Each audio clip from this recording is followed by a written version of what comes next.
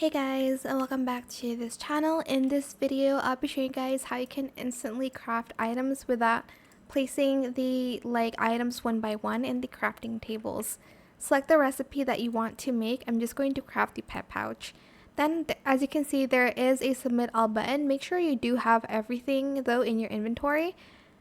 And as you can see, it will submit everything without you having to submit it one by one, which we usually did before this update. Start crafting, and that is pretty much it. Now you can just easily craft items without having to one by one insert the items to craft. That is it for this video. I hope it was helpful for you guys. Don't forget to like, comment, share, and also subscribe to this channel if you haven't done that already. If you have any more questions about this video, just leave it in the comment section down below. I will try my best to answer them all for you guys.